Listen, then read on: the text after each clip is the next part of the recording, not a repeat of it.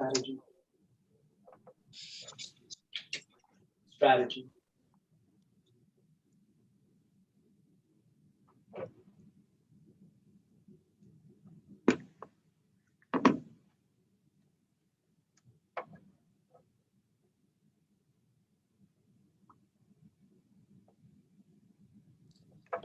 Madam Chair, I started the YouTube live stream, but we're still waiting for Charles City County, New Kent, Powhatan, Richmond, GRTC, and for chat.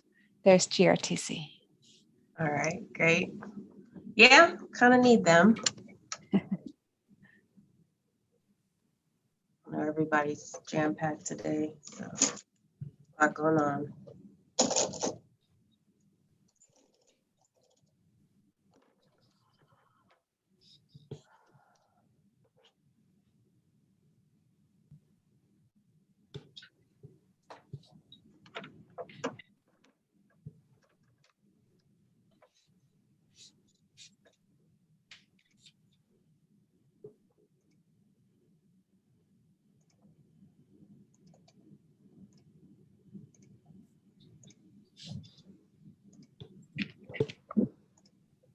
I think we have a quorum, Madam Chair. All right. All right, quorum, we have a quorum. Okay, great. Welcome, everybody. Today is July 16th. Welcome back to another riveting Regional Priorities Subcommittee meeting. I appreciate everybody working with the rescheduled date. Let's do, okay, statement. I'm looking at the agenda. There we go. I've welcomed everybody. Statement regarding virtual meetings. We don't need to read that. It's online. We'll do roll call. Yes, ma'am. Good afternoon, everyone. Let's see. Charles City County, Ms. Russell. Chesterfield County, Ms. Smith. Here. Chair Walker. Here. Goochland County, Mr. Coleman. Here. Vice Chair Vidunas. Here. Henrico County, Mr. Yor. Here. New Kent County, Mr. Stouter. Powhatan County, Mr. Chardine. Here. City of Richmond, Ms. Clark. GRTC, Ms. Torres. Here. I'm going to check real quick who came in. I think it was Diana. It was. Hi, Dirona. Hi. Hi, DRPT, Ms. Dubinsky. Here. VDOT, Mr. Mann. And Mr. Riblet. Here. Thank you. That concludes the roll call for attendance. Madam Chair, you do have a quorum. Awesome. All right. Let's see. Considering any amendments to the meeting agenda, anybody have anything they'd like to make sure we cover today that you don't see?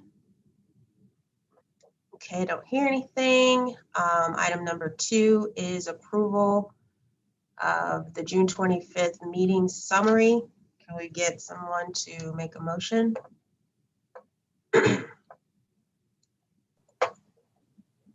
I'll move for approval. Barb Smith. Thanks, Barb. Second. Todd, yours second. Thanks, Todd. All right, any public comments, Ms. Mueller? We have not received any requests. All right, we are in the throes of the meat part of the meeting. Item number 4, work tasks. So let me share my screen and we will get rocking. I don't want to share that one. This one. Okay. There we go. All right. 8th meeting. We have been as a group. You guys can see one screen or two. You just see the PowerPoint, right?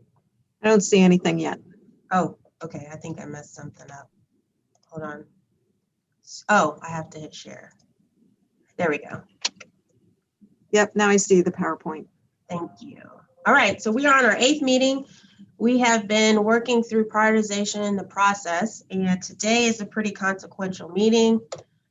We need to finalize our evaluation measures. When we get to the end and we discuss next steps, we're going to back into needing to, the goal is to get the document of how we want to handle prioritizing projects, get that document through TAC into the full authority on their September meeting. So today's meeting is pretty consequential. Our critical path is evaluation measures. So I'm definitely gonna be looking at the end of our discussion to have a resolution on how we want to proceed with measures. So again, leading off with evaluation measures. So, and then we're going to move into how to score and rank bridge projects, rehab and replacement projects. Studies, Diana brought up a great point at the last Cvta TAC meeting about considering studies, regional pot of money to fund studies. So we're going to talk about that. PE only projects, we'll talk on that. And then I think it would be good if we could get a resolution on thoughts on number of applications. We've talked about that some sprinkled throughout. So we want to circle back to that and see if we can finalize that cap. So timekeeper, Barb, I designate you my timekeeper. 3:30, I'd like to be able to get through evaluation measures, if not sooner. Again, if everyone agrees with everything presented, we can get out of here before 4:30. I'm just saying. So evaluation measures, where we left off. Long-range transportation plan, use these 5 measures. Everybody's familiar with them.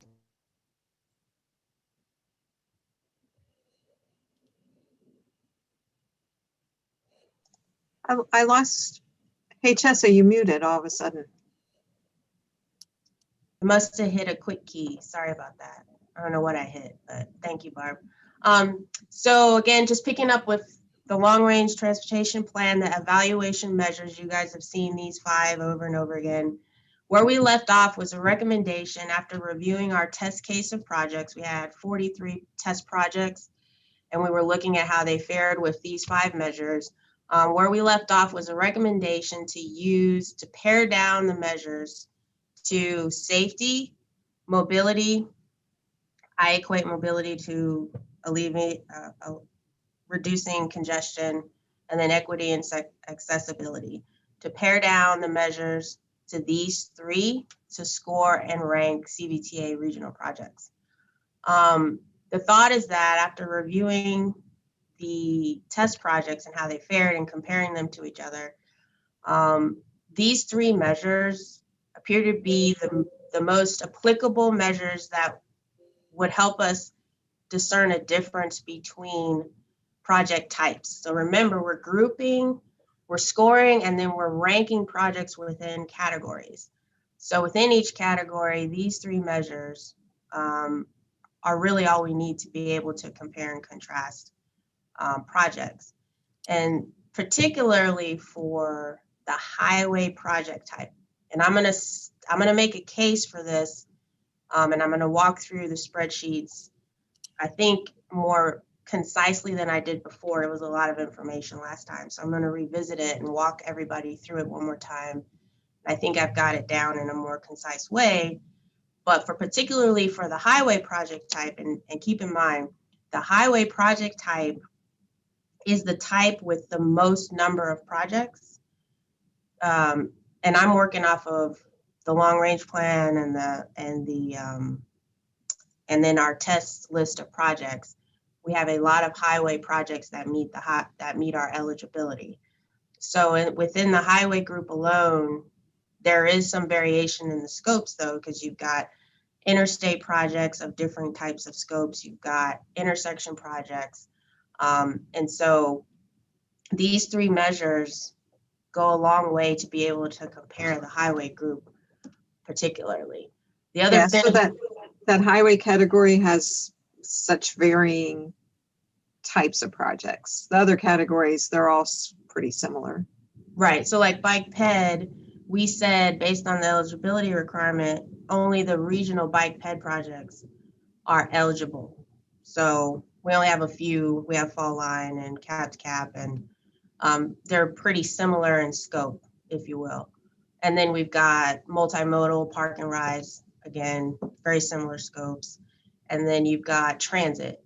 And the transit projects that I pulled from the long range plan were enhanced bus routes and BRT.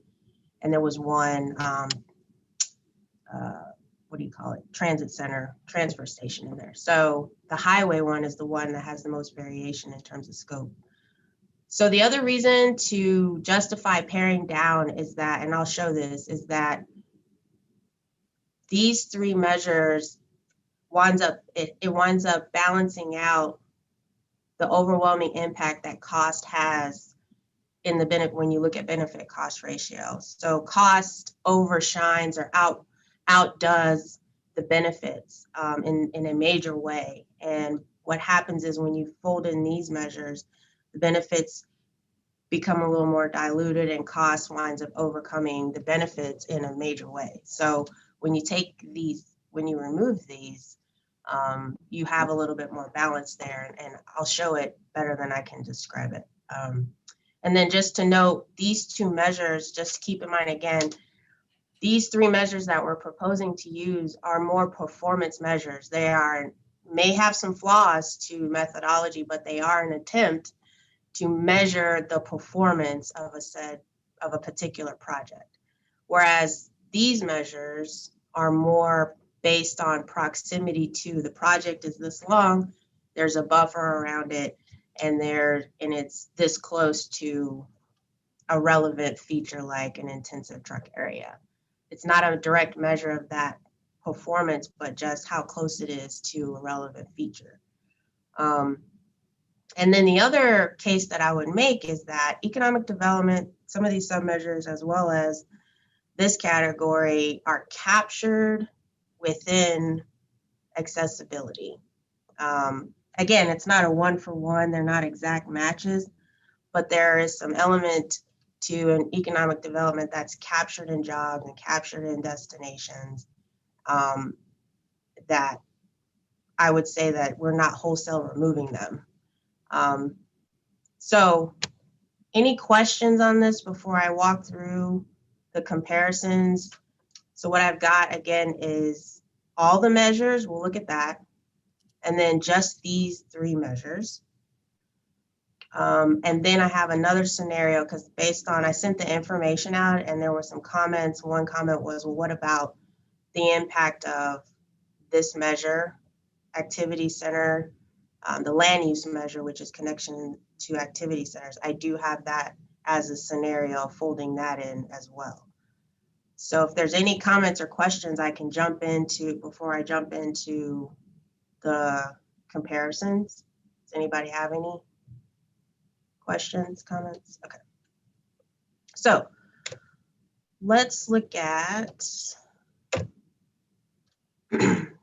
so this summary table is benefit cost. So this is taking the benefits of all the measures, all 5 measures, divided by the cost. Here's the cost for all the projects. And here are the rankings based on the benefit to cost ratio, 1 through 43. Now this is just the highway group because bike ped, again, is very clearly, they're being compared and contrasted to each other and similar in nature. Same thing with transit and multimodal. So we're focusing on highway because this is where we have the most variation in number of projects. So a couple of things that I want to point out to everybody.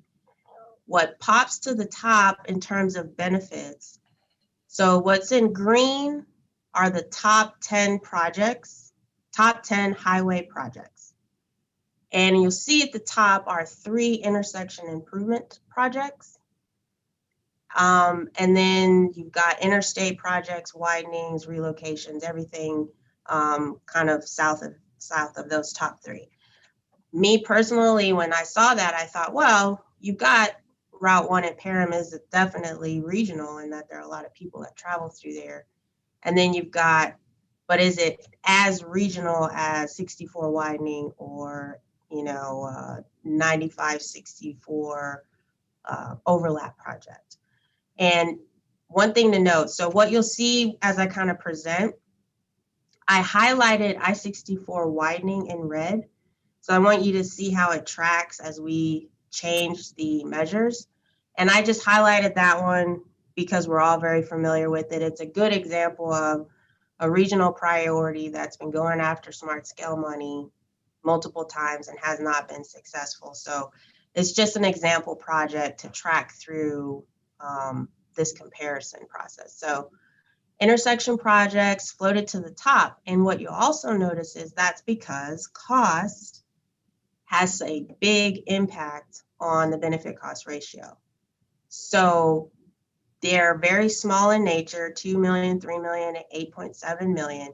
And then what you'll see is the ranking, and these are sorted obviously top to bottom, highest ranked to lowest, that they pretty much follow cost. 2 million, 3, 8. You have an $89 million one that popped in here, and that's because the 95 Broad Street 64 interchange, that interchange scores high in a lot of the categories. So it was able to overcome its $89 million price tag and float to the top 10. But mostly the costs are the ranking pretty much follow the cost. So if I was to show you just benefits, and I have that if anyone wants to see it, but if we were to rank projects just on benefits alone and not considering costs, the top 10 projects are all interstate projects. Not all, mostly interstate projects. So you'll see that cost has a really big impact on the ranking. And I wanted to show, and I'm going to track this for everybody too, because, you know, a big part of the CVTA discussions has been representation and all the different pieces and efforts that have been going on. So I figured I would show representation, kind of talking through our test projects. So what I did was I highlighted the rules and I threw Hanover in there as a rule, just because of more land use characteristics than anything. But the blues are the rules and everybody else is white. And so you'll see that and just to note, I think there are 26 highway projects that were in the test case, and about half of them were rules and half were non-rules. So you can see their rural projects or rural localities are represented in the top 10 projects. So questions on this? I'm going to show what's next is, okay, here are all 5 measures. Now let's pare it down to safety, congestion, and accessibility. And what happens in the rankings. So what you'll see is, I think the first thing that caught my eye is if we focus on, and again, highest to lowest ranked, if we focus on the cost column, you can see how there's no real rhyme or reason to it. You've got, you know, a $2 million project and a $90 million project and 40, they're all kind of distributed a little less according to cost in terms of highest to lowest. And what happens is a lot of the interstate projects kind of shift up a bit, and you can see the I-64 widening went from 35 and 36 to 25 and 26. And it's not to say that you still have some low cost projects in here, but you also have a bit of a more deviation or distribution of projects by cost. Is not like it was so strict straight down the line here. And again, representation, you've got a mix of locals in the top 10. So based on looking at this, I think that's the biggest case to make about paring down these measures to safety, congestion, and accessibility. I keep referring to them as the core measures for highway projects. And accessibility is great because it builds in access to jobs, access to destinations, which if you have more of an urban or built out area, you would think you would have jobs and destinations in those areas. So it's represented in accessibility. And accessibility also has the community point of perspective or or aspect to it because it has the access for the EJ communities as well. EJ community access to jobs and access to destinations. So that's kind of an overview of looking at all 5 measures pared down to the 3 measures. I'm going to open it up if folks, any thoughts on, again, the recommendation to just use these 3 measures.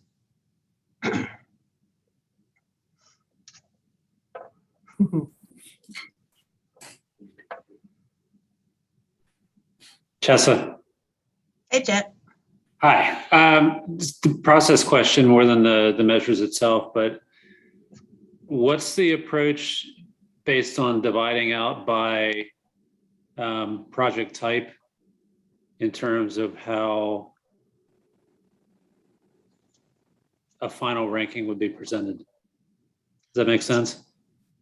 Yeah, so what I envision is you're going to have, ultimately, if we we'll add in bridges and studies and PE only, ultimately you're going to have 7 project categories, and each project category will have 1 through however many were submitted. And then TAC will have to figure out a recommendation to the board. Okay. Yeah. That's where I was headed. Yep. Yeah. Very flexible. Thoughts, anybody? It's just this is Tom. Hey, Tom. How's it going? Good. Just the overarching, I get where this is headed and why you're presenting this, but when we circle back to the larger board, I know like for Goochson, economic development is a very important consideration. Mm-hmm. And I guess I would support somehow keeping some type of economic development measure in there. And I didn't know if there is an approach to do that. I know there's an issue with the measures, but trying to think outside the box, for example, is there a reason why like access to jobs or access to destinations couldn't be moved under economic development, for example? I know that's not how we've approached it in the past, but in presenting this to the larger board, there would still be an economic development component to it. That's And right. I think we wouldn't have to explain why economic development is not a part of it. And I think in future iterations, I think we all understand this is our first time through, and we're trying to get it as close to right the first time through. Right. I think the next time it's going to be easier to tweak subcategories than it is to change the broad priority categories that we're looking at. Oh, I see. So if we come up with a better measure for economic development in the future, it's going to be easier to tweak those measures than it is to say, hey, you know what, let's add a new measure. It's going to be a more complicated conversation about let's add a land use measure or let's add an economic development measure. Because we have, through the LRTP and Smart Scale, we have kind of established those 5 broad categories.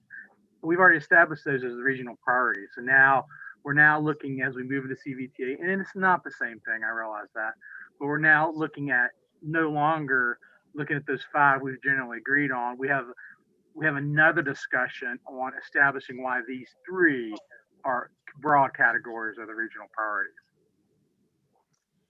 Yeah, and I'm not sure if just renaming the category would be enough. I mean, how we present it to leadership and the decision makers, maybe there's a way to flush this out in more detail of exactly how this accessibility captures, is related to economic development. I'm open to hearing what others think about that. It's more not opening the door to the question is when I'm like leaving something in there so we don't have an alarm of, oh, we took something out. I don't think it's, I stand by, I don't think it's needed to be able to rank and compare our very confined, constrained list of projects, regional projects. So, yeah, does it work just to change the header of equity and accessibility to equity and economic development? Is that? That would, yeah, I think that would address the issue. I mean, the issue is we've spent a lot of work on this. You know, the concern is, and just speak from my perspective, is we get this and there's no discussion of economic development. We're trying to explain how it really is in here. You know, I think we just need to keep it alive as a part of the broad category.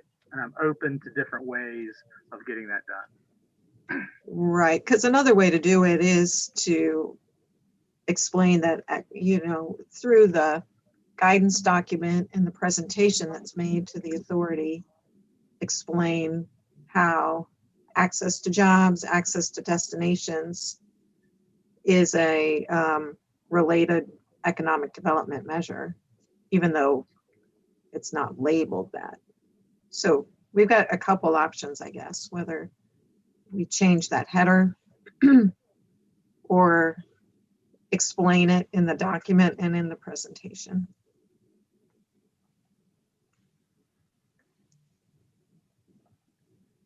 Others on Tom's suggestion? Well, is there a third option here? This is Joe speaking. Hey, Joe. Hey, could you take that section in the kind of the blue color and split it in half and make it 2 categories, but just keep everything the same, and then relabel it? The 2 items to the left would be equity and accessibility, and the 2 items to the right would be economic development. So we take these 3 and we actually make them 4 categories, but it's in effect the same thing. The left would be, these would be economic development, right? Jobs and destination. Oh, I think your left is different than my left. Oh, sorry. Got it. And then EJ being equity. Yeah. Keep the overall grouping at 25%. Correct. Yeah. And then split this. Yeah. I mean, that makes sense to me. Yeah, I mean, if that makes it really clear, and then I think that's a good solution. Madam Chair. No. Hi. So I think that that is a good fix for the category for economic development. And then I guess with that, did we look at the benefits and all in regard to kind of those core measures versus the one that considered the land use measure? Yeah, so let me show that. Let me, if we're good with economic development, what we're gonna do is label, if you will, the sub-measures. And then we will further explain in our guideline document, as well as our narrative to the full authority, so that we have one, we make sure that we explain how that captures economic development. So I think we've got a plan forward there. So that's good. Madam Chair. Hey, Todd. Question, do we know if the access to jobs measure, is that existing jobs or future jobs? Because if the focus is to include an economic development measure, economic development implies future jobs. So That's true. Yeah, this one is existing jobs.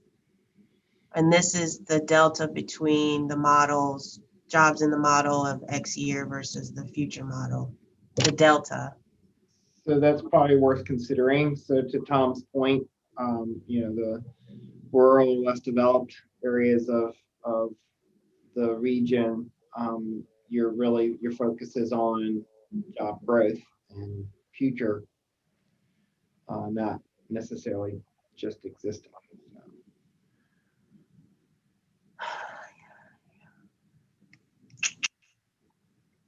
Not to complicate the matter, but Yeah.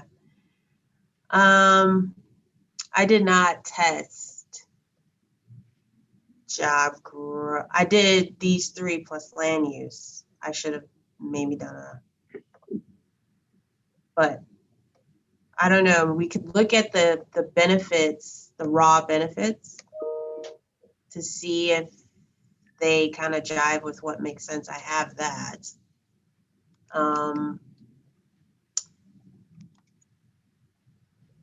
Do we not think that,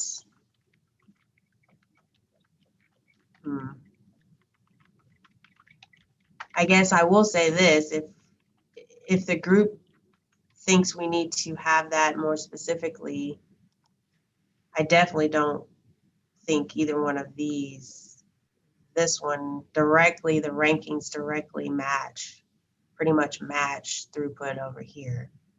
So this one definitely could go, and this one is totally random based on where you have truck intensive areas.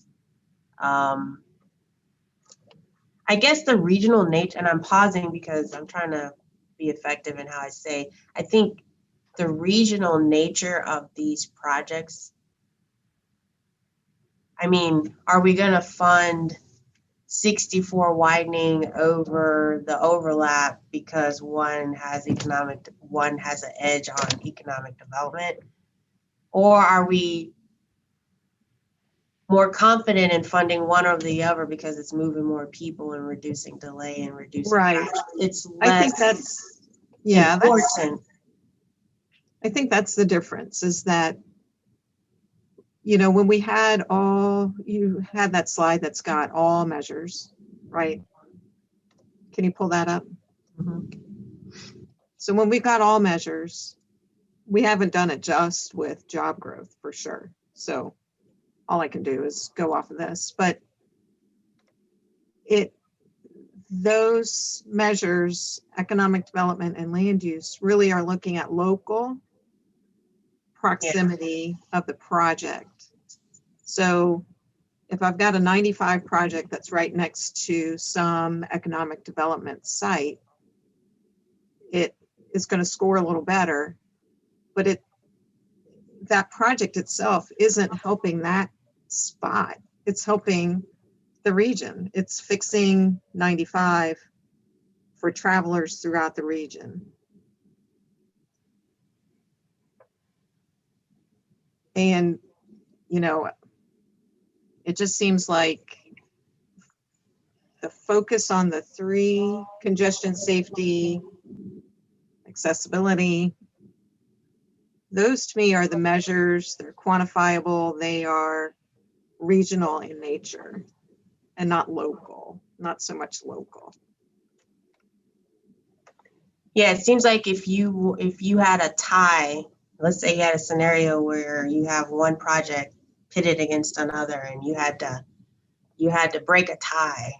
Do you want to break it based on economic development, based on the proximity to a TAZ that has a delta, you know, a change in growth? You have your projects this long, you have a buffer, and whatever TAZs, and I'm really probably not saying this as accurately as Sula would, but whatever TAZ, what areas you touch that have a delta in jobs, you would get essentially extra points, which has a value.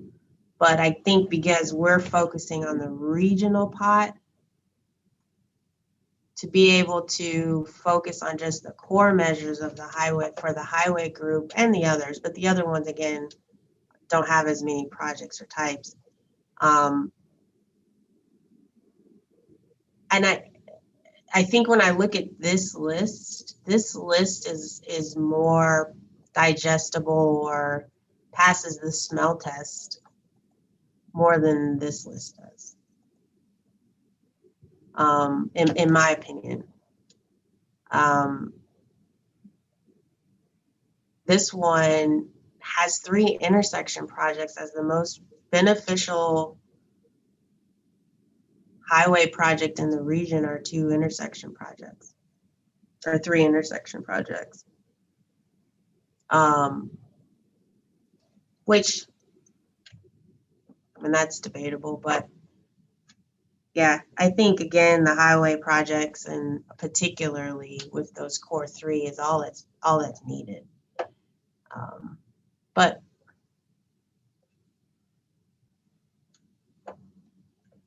I know. Chelsea, can you show us what the land use looks like? Sure. So, okay, so here's all the measures, the 3. If we were to compare, here's the pared down measures to, and then adding in land use with the 3 measures. So what happens is you'll see things like 119 or Route 1 at Parham moved up. Let's see where, oh, it's still in the top 10. There's some shifting around. Let's see. So 64 widening shifted down a bit. So, and again, land uses connections to activity centers. So you're going to get points if your project essentially is within a certain buffer area of an activity center. And so you still have, I would say you still have a mix in terms of cost here. So that's good. I kind of feel like it's, I think it's kind of like it doesn't really add any much value. I mean, these projects that are in the top 10 are mostly the same. I don't think it's necessary. And the representation is still there. It doesn't hurt any, let me go the other way. It doesn't hurt any locals. Well, it hurts us in the test case. We don't have any now that are in there, but in terms of rules versus non-rules, that representation is still there. That list looks good to me. Yeah, I bet. And again, keep in mind, this was the 43 that I picked. So I did try to have a even representation across localities, but I think when we're looking at these 2, going back to what Joe said 3 meetings ago, which of those top 10 seem more regional? yeah. You know, is it the one on the left or the one on the right? So like, for example, let's see. So 64 at Gayton, for example, that one moved up. Let's see, that's number 32. Yeah, it was 33 and it moved up to 26.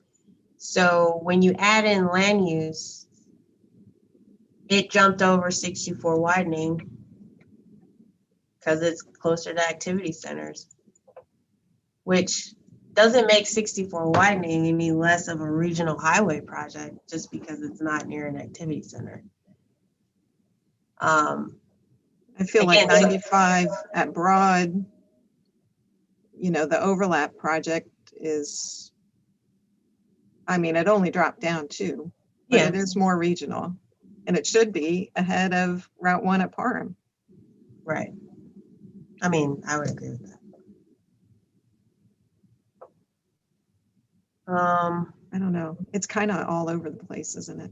Yeah. I mean, what's nice is, And I guess maybe that's part of it, is it does seem a little random.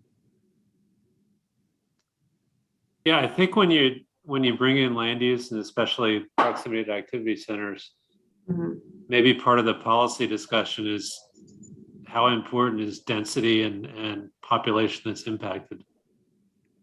right. Because the table on the right side is potentially going to impact more people, but are those regional projects? So that's, you know. And you said it, you said population and density. Population and density are built into access to jobs. Where are the jobs? The jobs where the density is. If you have land use and density, you would have jobs, right? Access to destination, if you have population and density, you should have a grouping of Yeah, jobs. again, So it's redundant. it's in It's there. already in accessibility. Yeah. So it's almost like double counting. So for the sake of the categorization, is it then that because you're going to be moving what, equity and economic development, and then that's are we dropping the accessibility title all the way off? And then is there a measure, since you say it's already counted, is then there a measure that needs to be title land use for it? And then to Chet's point, that is one of the reasons why Richmond is concerned with the land use measure, is because of that density that exists there. And again, is the impact that we're looking for on the population and density, or the across the region as a whole?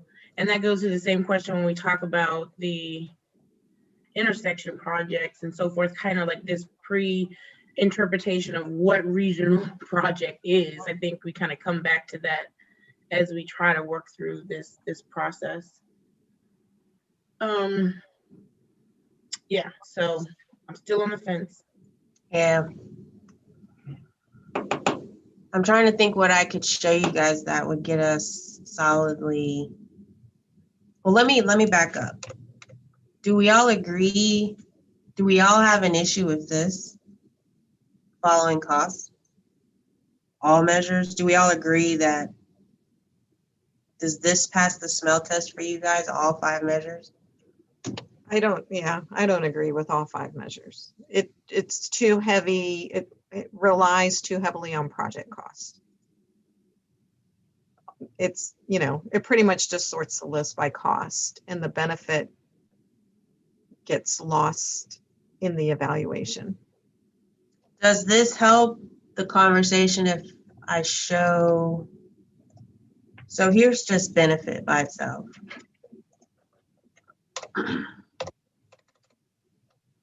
So hold on, you guys, sorry. Can y'all focus with 3 tables on the screen at one time? Right over here. So this is, again, just benefits. If you look at the top 10 projects just off of benefits, they're all interstate related or widening projects. Intersections are kind of throughout. Road widenings down kind of towards, kind of mixed in. If we take out econ and environmental, you see the same, it's still interstates. And then if you add in land use, again, because you can track 64, 64 is a good one just because, like most of the interstate projects in the top 10, these projects are all in more dense, the interchange projects, for example. This is 95 at Broad. This is the other end, 95, 64, 64 at Gayton, Tuckahoe Creek Parkway. Whose is that? I forget. Goochland. Then you have the 95 interchange. You have the widening of 64, 288 hard shoulder running, and this is the missing ramp at the Commonwealth intersection and at 360. And then 64 is interesting because it's out. I don't want to say it's out in the middle of nowhere, but it's not close to activity centers or truck intensive areas or density or jobs. It's not benefiting from that. Now But it's still regional. still very regional. And it's what happens when you add in, let's see, it's hard to kind of like look at all the groupings, the intersections. So when we say these three are core to highway or regional highway projects, the intersection projects float to the bottom. If you add land use back in, Parham kind of moves up some, but intersections mostly are in the bottom half.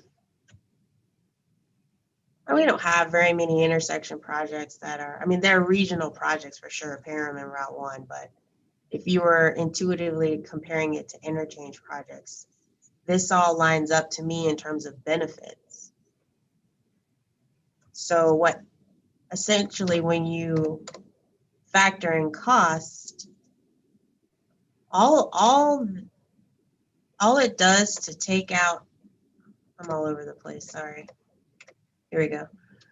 So what cost does, or what taking out those two measures do, is just, I don't know how to, it floats, it allows the benefits that are true to interchange. Again, we just looked at interstates that have the most benefit. But when you divide by cost, a lot of the higher price interchange projects float to the bottom. When you take out those random measures, I won't say random, the measures that are based on proximity to a certain feature, the cost is less of a factor and the benefits are able to peek through a little bit better and just kind of makes, essentially, if you're on the full authority and you want to get, 64 done, you're going to skip the overlap. You're going to skip a lot of projects to fund some of these higher priced interchange projects. And maybe that's okay. I just think that this just puts the benefits on a more, not even scale as cost, but it does a little bit better job, because what those other two measures do is randomly give, I keep saying randomly, gives extra points to projects and kind of dilutes the congestion, safety, and accessibility measures some. So. Yeah, I just keep going back to, we all know in Smart Scale that those two categories are the categories we have the most problem with. That just Widenings don't get done in Smart Scale. High-priced interchange projects don't get done in Smart Scale. right. And CVTA, we're trying to overcome that. We've got to have a way to fund some of these expensive regional projects. And I know a lot of people, go ahead, Barb. When you think regionally, these core measures are good ways to assess benefits of a regional project. We already have some consistency through what's eligible as a regional project. So there's got to be a good way to differentiate between them, and focusing on the core measures, I think, is how you do it. I wish it was a way that made it an easier and obvious thing of, Chessa, just so you know, it's 320. Okay, 320. All right, so I think we're still, I don't hear that we're quite there yet. Well, Madam Chair. Yes, ma'am. I mean, I think that, and I've said to you before, I think that I am, because of the cost ranking of the cost that occurs with all of the measures. I mean, I can clearly see the logic behind a more specialized set of measures. But again, I have to ensure that in the highway category, that not only interchanges and capacity building will be the only thing funded. And we try to make that, we try to run that analysis, but because of, I guess, and again, and I don't know if we still should have run it while not being, well, I think that the ease of being in the long range transportation plan gave you some of the elements that you needed to run the analysis, right, Chester? Yeah. Go ahead. And so with, especially with our, strategic transportation plan coming to bring along other projects, I think we still provided examples of types of projects in which, we would be seeking the highway regional funding for. And so while I do understand, I think the real focus, I mean, I can move from all measures to at least the core measures. And then, and as I've said before, I really just am trying to get sold on the land use measure itself being included, or one measure out of that category.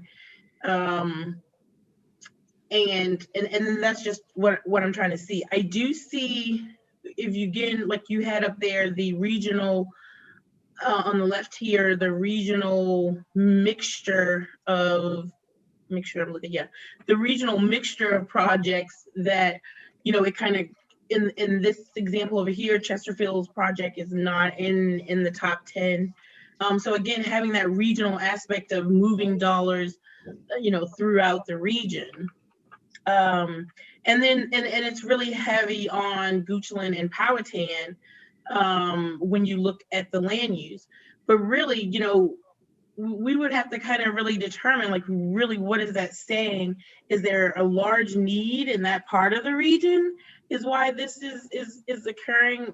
Those projects rose to the top, and that's where the region is growing, and therefore, I don't know what exactly drove. Oh no, we talked about it, that there's already some density areas there that's driving those projects to move to the top. So there is some benefit to the land use to other areas throughout the region. So I guess for me, I mean, I think I can move from the all measures at least to this step, which is an undertaking. And then I guess just interested in hearing from a Goochland or Powhatan on including the land use measure or not, versus what Barb has been saying, which is on the left. I guess that would be helpful for me if anybody wanted to speak up and talk about that. I mean, this is Tom from Goochland. I mean, certainly looking at this list and seeing all of Goochland's projects included, it's easy for me to speak favorably upon that. And, one thing I think one characteristic of those roadways, we're talking about density. These are high traffic corridors that, to the best of my knowledge, exist largely the way they originally were constructed. And as the region has grown and evolved, these roadways have not, largely have not been improved. So I think what you're seeing, at least from the Goochland perspective, is why these projects score so favorably or show so favorably, is they demonstrate a historic growth in this area where the road infrastructure has not been improved to above what was originally constructed to handle that additional traffic. And Madam Chair, if I could, I think, and that's important, because that's telling us that the land use is changing, and that this, it's an indicator that projects need to occur there. And while Goochland does have a lot, we do know that the top 10, when the authority members are selecting projects, are they literally going to select, 6 out of Goochland, or are they going to, go down the list and really look at different localities and pick projects? So I think, and two, I know we still want to have, we don't want to go too far down the list, but at the same time, I don't know. I'm almost like now a category locality. My interpretation of this here is that this is totally random to me. When I look at knowing what I know about activity centers and connections to them, totally random. I mean, this list is more. This list to me makes what I know about the region, and I've worked on a lot of the studies for these projects. I mean, 288 shoulder running is a regional project that benefits Chesterfield, Powhatan, Goochland, Henrico, mixed in with, the overlap projects. You've got 2 of those. You've got Route 1 at Parham. That you've got Route 60 out in Powhatan. You got an auxiliary lane project on 95. But to say that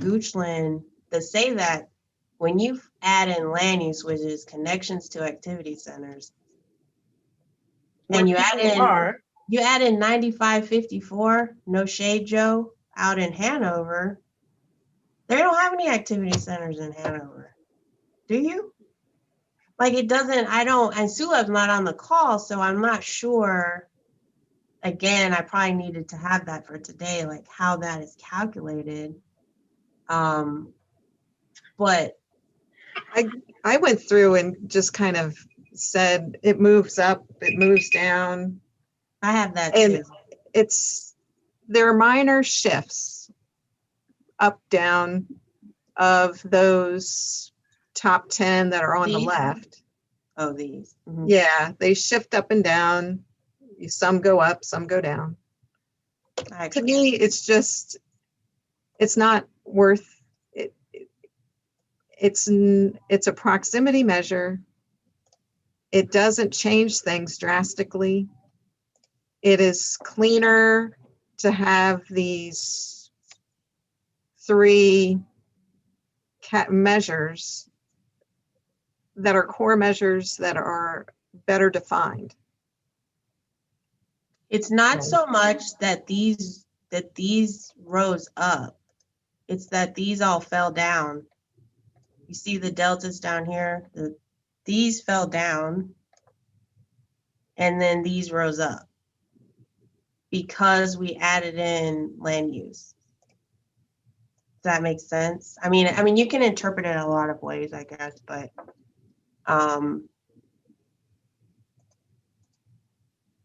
is there an activity center? I don't know. I don't think. Miles just put the map of activity centers in the chat if people want to look at that. Where's the heck is the chat? That's bad. Chat. There we go. Chat. Here we go. But activity centers, There you go.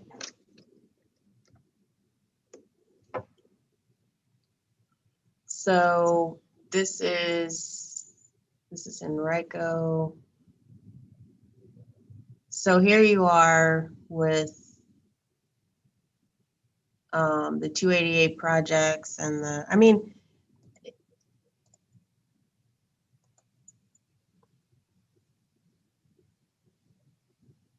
it's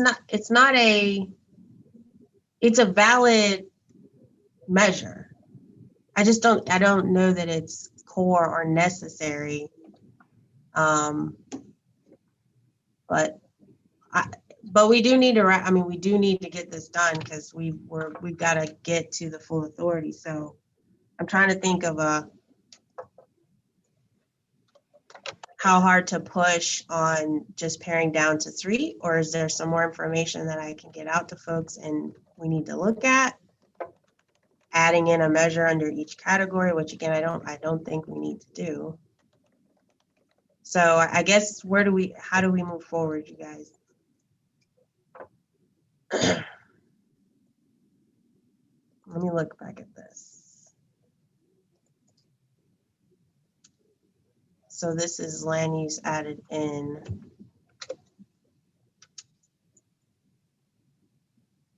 Let me see which ones fell out. That was over here. 160 is still there. 119 is still there. 69 is still in the top 10. 115. 65 is still in there. 3 is still in the top 10. 161 is not. Is it? It's still in there. 58. 58 dropped just out to number 11. It's not bad. 139 dropped down. Yeah. I don't know. We still have a lot to cover, so I don't know. I need some direction, you guys. Well, we're not usually in the make a motion mode with this group. Yeah. But I do want to make some comments. One is that we, just like they did with Smart Scale, we recognize that this is our first cut with this project or this process. We started the process saying we want to keep it simple. And we want to try to avoid some of the issues that we have seen happen with Smart Scale, which is easier to do because we have a more homogeneous grouping of projects. And I think the categories gets us there, especially. I think it is, no surprise. I think it's tidy that we use just those 3 measures. We can retitle the subheadings under equity and accessibility. We can change that around so it's clear to see that there is some sort of existing economic development consideration. But I'm not going to make a motion because I don't think that's how we're doing it. But I would say we move forward using the 3. And, maybe we can spend some time over the next year running job growth. Once we get actual projects, we could run it with land use and job growth or whatever to see how it would have shaken out otherwise. Another thing to keep in mind too is that the TAC has to make a recommendation. We're going to prioritize all this stuff. We have to make a recommendation. And there's going to be conversation around the table. So someone may say, I've got this project, it's way down here on the list, but we've got this big hot economic development opportunity that isn't really getting captured. And we need to talk about that. And if we're going to talk about it at the TAC level, and I'm sure it'll get talked about at the authority level. Madam Chair. Yes, Todd. So I guess I'm struggling a little bit with this because this is a semi-random list of projects. So this isn't necessarily what each locality or the region really wants to get funded in the near term. There's projects on here. I don't even know what the improvements at Route 1 in Parham are. It's already been improved. So I can't even tell you what that project is. That's why it's only $2 million. Yeah, that could be peg crossings for all I know, because that's the VDOT intersection. So, Tuckahoe Creek Parkway has been removed from the long range plan, so that's not even a valid project for this exercise. So, not to create more work, but we need to, as we think we have the measures that we want to go with, maybe rerun with a more realistic set of projects to kind of see how things rank out, and then we can have a more informed discussion.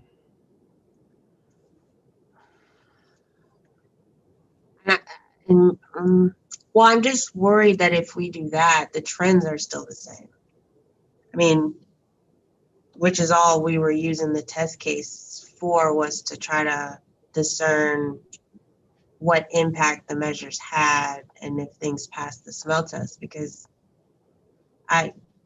we could, and maybe I did a disservice by putting everyone's jurisdiction on here, because now we're all focused on how many are showing up and, in this list. And like you said, Todd, this was just a test list of, here are interchange projects and widening projects and extension projects with a planning level estimate, and here's how things are kind of settling out based on just this test case. I mean, I don't think we should get hung up on these projects. It is just for illustrative purposes, so that we can. I agree, but we've now taken it beyond that. So Tom's looking at this, and Tom's happy because he sees all the Goochland projects. But are they really the Goochland projects, and are they really being compared against, what other localities are going to put forward? I guess is my point. So if we're just simply using this as an exercise of, this is what a random list looks like with these measures versus these measures, that's fine. But I think we don't want to take it for any more than that. Well, I will say that I can certainly, if we were going to revisit the test list, which I don't know that we need to, but if we did, we'd have to go through and use the long range plan projects, just because those have already been scored. It doesn't take me long because I have the scores and everything. I mean, I can, if we want to replace projects with more projects I could do that, but. And Madam Chair, Yes, sir. Make further, clarification. So there's been much discussion at the full authority meetings to make sure the 4 rural localities that do not directly benefit from the fall line do have projects that fare well with the regional prioritization. So I still don't have a strong sense of what those priorities are for each, or at least for some of those localities. So I think that's important to capture as well. And in addition to the other localities that do benefit from the fall line, I mean, we're going to certainly have projects beyond the fall line that we're going to want to consider for the first several years of regional funding. So I don't want to get ahead of that, but it sort of interrelates with this, because this list has some projects that are real and are priorities, and it has other projects that are not. Didn't these projects came out of the long range plan though, right? Yeah. They came out of the original list. They did. I don't think they came out of the final list. Correct. That is correct, and also, I mean, that was a pretty exhaustive list of projects. So there's projects on there that, Henrico reviewed and saying, yeah, we think at some point in time this project will be needed. So maybe by 2045, but those aren't necessarily the same list of projects that we want to move forward with in the next 5 years or so. So, I mean, I went through and I have this, I can send it out. People can highlight what they want to see. What I did was go through the 243 projects and went through with Chet and Greta, and we figured out which of the 243 are eligible based on our criteria. So I have projects in the long range plan. There's 161 of the 243 that are eligible per our criteria. If we think that'll help people, I think we're just going to end up at the same place. But if that will help, we have to look at the calendar though, because we are up against it. But if we feel strongly about, I think what I'm hearing is we have some of us who feel strongly that we just need the 3 measures, and we have some that are not that feel strongly that they can't commit to what quite to pare down to. So if we need to do some more analysis, I can send out the 161 projects that are in the long range plan that are eligible per our criteria. And y'all can highlight them and get them back to me, and we can reconvene and relook at it. A more realistic list is what we'll call it. I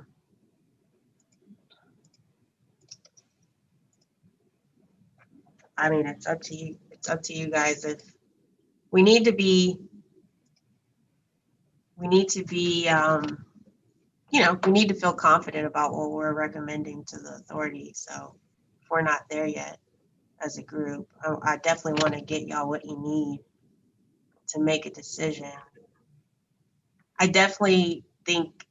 think we're all on the same page that using all the measures doesn't pass the smell test. So now we're just trying to figure out how to pare them down. We did reach that consensus, right?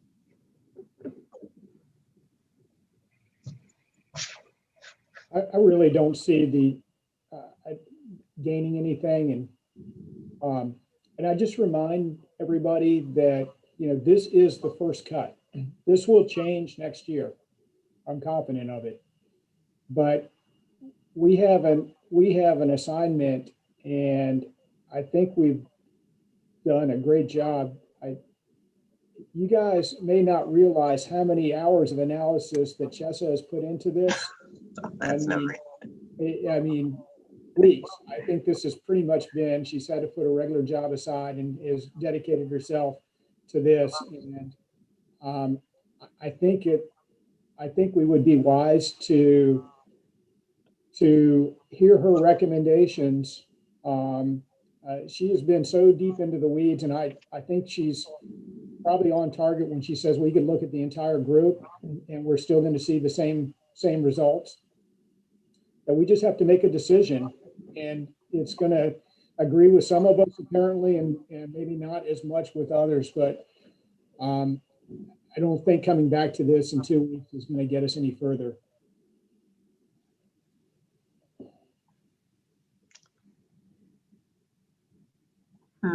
Ditto.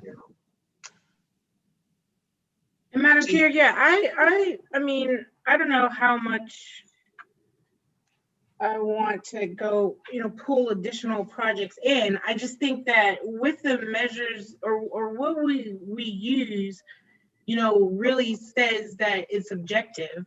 And to me, to take out where people are, or at least not identify it as considering land use, is, you know, are we building a project to nowhere? I mean, why wouldn't we want to consider that? You know, it gives a point of need based on population, and I'm not sure that I understand why we don't want to consider where people are and the need that may exist for infrastructure that may be inadequate.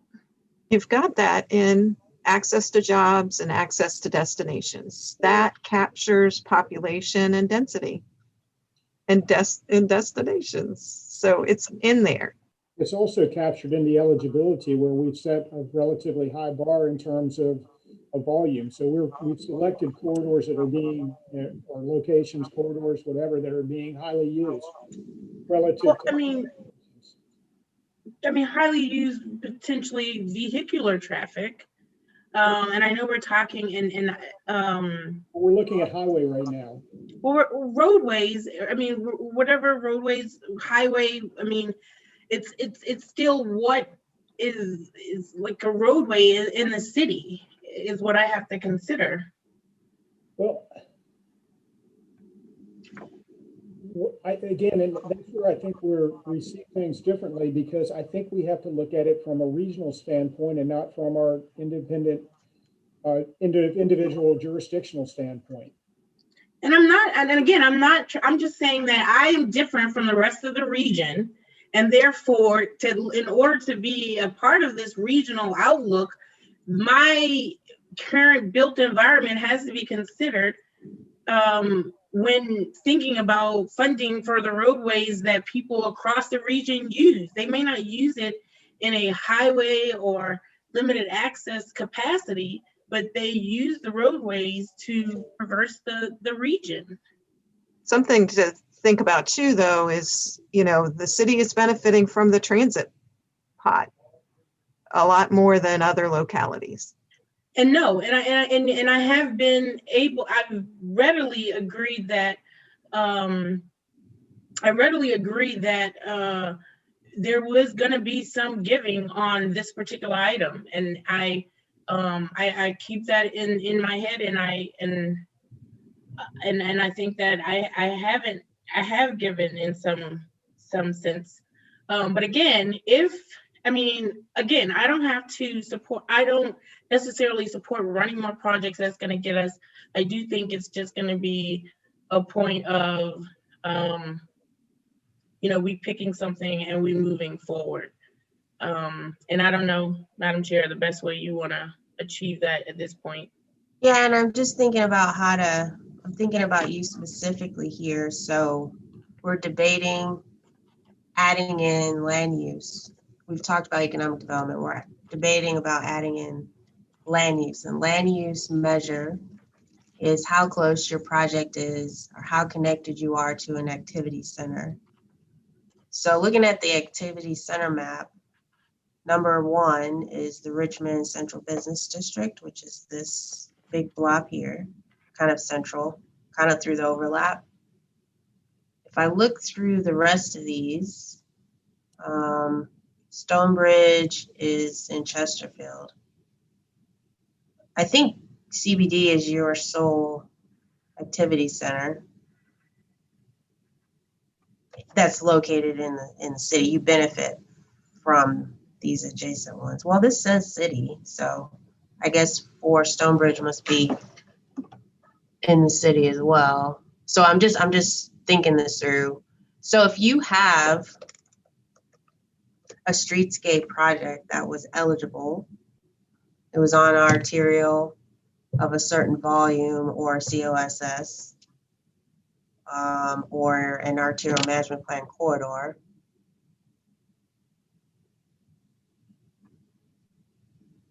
Hold on, I think I got it. Hold on. Let me bring up, I've got another map.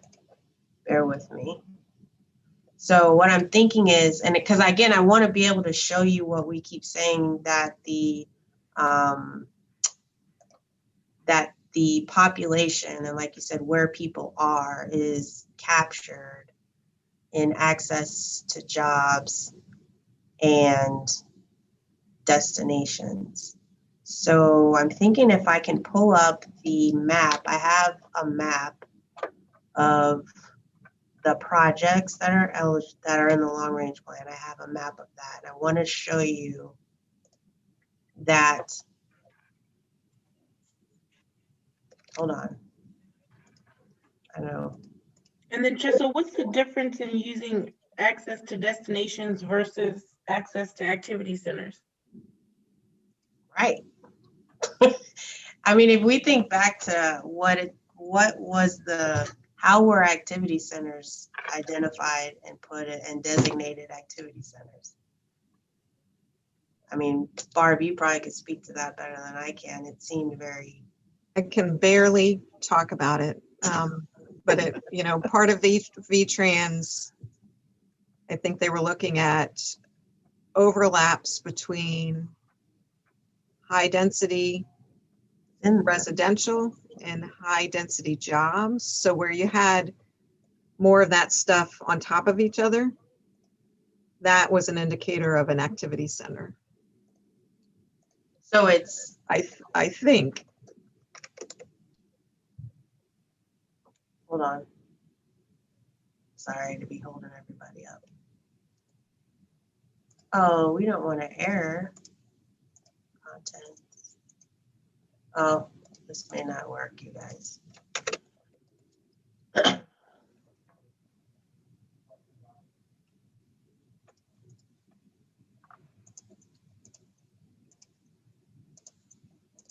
Yeah, it's not coming up. Okay. I wanted to see if I had a map that could show you, okay, here, the eligibility map. To show you, okay, here's a corridor that would meet eligibility. And if we were just to look at a map and see where the density was. Then again, where the people are, where jobs are, is where jobs are and is where destinations are. I think maybe would that be helpful? If should I come back to the group to make my case and pull together how to show that activity, how to show in better detail how activity connections to activity centers, how that overlaps with access to jobs and destinations. That's what I need to do. Does that make sense? Like some way of showing or checking that what we're visually show that and show that quantitatively somehow to you guys that where these are overlaps with where these are. Would that be helpful? Because I think that's the claim that's the difference we're having is that we're saying that where jobs are and destinations are overlaps with where activity centers are. Activity centers do not encompass every area where jobs and destinations are, but jobs and destinations are probably where activity centers are. It's just an addition. Do you know what I'm saying? It's not, it's bonus. It's more broad. Yeah.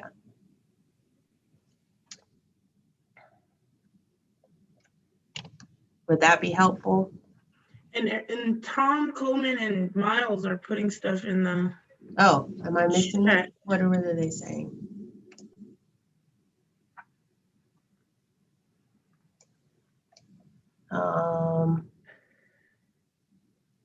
Okay, Miles is saying, here's the activity center criteria for the long range plan.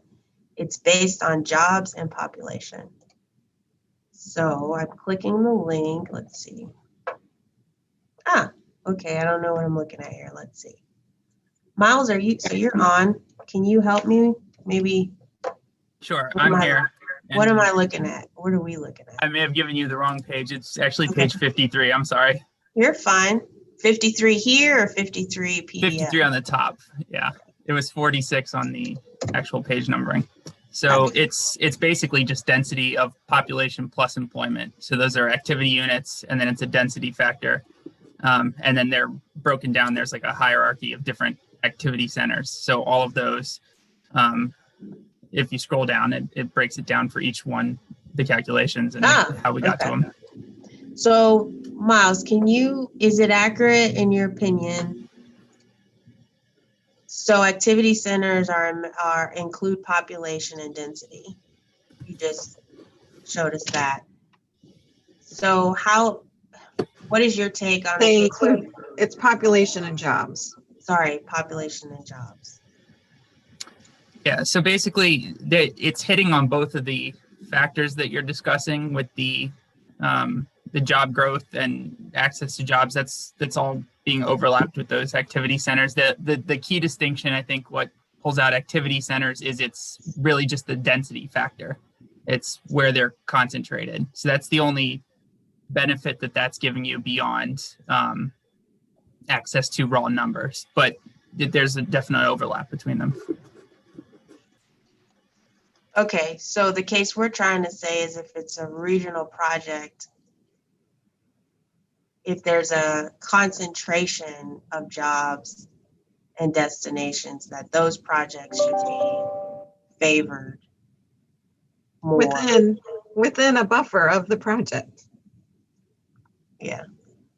And so my question is, Madam Chair, if the connection activity centers captures both those two measures, and a third of density, why wouldn't that be used over those two? Miles, can you speak to how access to jobs and access to destinations are calculated? Sure. So these are pretty complicated. Oh, no. But effectively, it's travel demand model runs and connecting the TAZs. And then we're looking at those jobs in each TAZ. So it's basically run for every OD pair in the entire network, and then divided out to get an average number of jobs that's accessible before and after the improvement. So it's basically the change in the number of jobs that you can access and what that average is across the entire region, and then what that looks like afterwards. And there's a set travel time. I think it's 30 minutes for auto. So that's what it's really looking at. It's how many jobs can you get to in 30 minutes? Across the region. Right. So it's not just for where the project's at. And then the job growth and the activity center measures, the ones that we're talking about getting rid of, those are basically very raw. I mean, it's effectively, is this project located next to the areas where those jobs are? It's not based on any sort of network analysis. So that the access to jobs and access to destinations are actually based on the network and travel times. So I think they're a more refined version. It's just the difference that you're capturing with the other two is the change. So the activity centers is the change between 17 and 45, and job growth is the same thing between 17 and 45, whereas the access measures are the change in access based on 45 numbers. So it's they're very similar, and they're both capturing the same ideas. It's just one's based on the actual person benefit, and the other's based more on the changing environment, I guess is one way to look at it. I probably just made it even more confusing. No, you're fine. You're fine. No, that's helpful. I think so. Land use, a concentration of, what was it, population and jobs? Yes. It's almost, so you have jobs and destinations over here, which is a measure. And over there, is that the one that compares future existing to future? This one. This guy does, right? Yeah. Yeah, job growth and the connection to activity centers is existing to future. But it's how close your project is to that. Right. So it's not, there's no network relation. It's just, is that project in the vicinity, and it's assumed that would improve the network in that area, so, but without the same rigor as the access measures. It just seems like it's almost and we've said that, right? It's supporting dense. Yeah, it's supporting density. It's Chair, giving a benefit to density. And Madam Chair, I mean, for the sake of the group, and I just, Miles, thank you for your explanation. It really allowed some points to kind of go off in my head. And I mean, I think the key where he talked about was like person versus, the changed environment. And really just being really the city's advocate on transit and mobility, and really focusing on in our dense areas, getting automobiles off of the roadway. I can concede to accept eliminating the land use. But that's if Tom and Todd are able to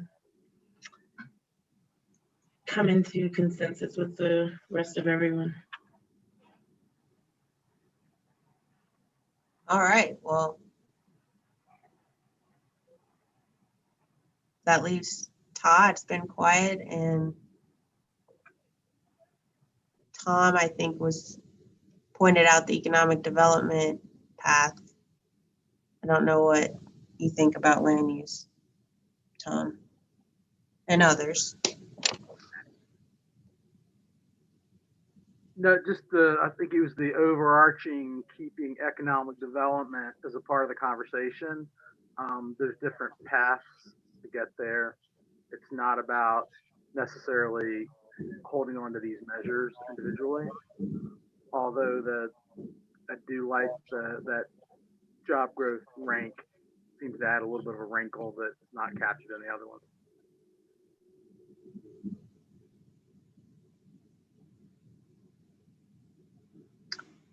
So I guess the question is, what is the question? How would we summarize where we're at now? I think we need to hear from Todd. Yeah, we probably do. You there, Todd? Todd is fine eliminating land use. All right. Oh, you're muted, Barb. So what about job growth rank? Is that something that we can look at over the coming year? Or is that something we need to spend more time on?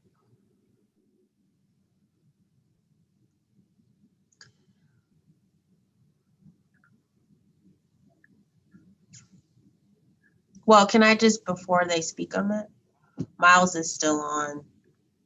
So, and this is the thing about the qualitative nature. Is it accurate to say for the job growth, Miles, that you have a model with jobs in it in 1 year and a future model with jobs in it? You get a delta. That delta is assumed to happen without that project being added, right? Right. So the delta is already there, and then the growth is just measuring the project proximity. This is intended to be a stand-in for essentially the smart scale measure that you have to submit all the site plans for. So this was, without having to do site plans, we were basically just measuring, are you close to where we're expecting changes in employment over time? Right. It's not saying that you add this and then the delta happens. It's not necessarily saying that. I mean, that's built into the assumption that it would support. If you've got projected growth in the area, your project is improving the network in that area. So there's an assumption that benefit, and it captures that assumed benefit. You're improving the network where we expect changes in jobs to occur. That's a lay way of saying it, I think, right? Yeah, I think that's accurate.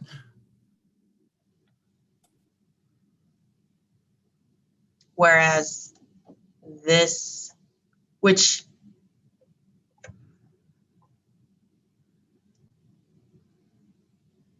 I always think of economic development as this project's going to bring jobs,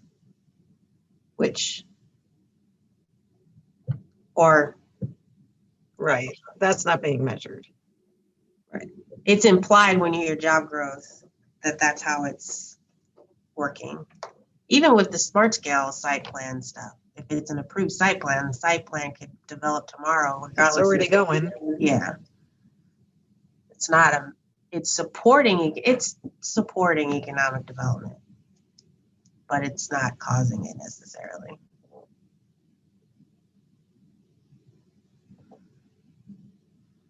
All right. Well, this is a shift. We got somewhere with land use, and now we're back to the job growth.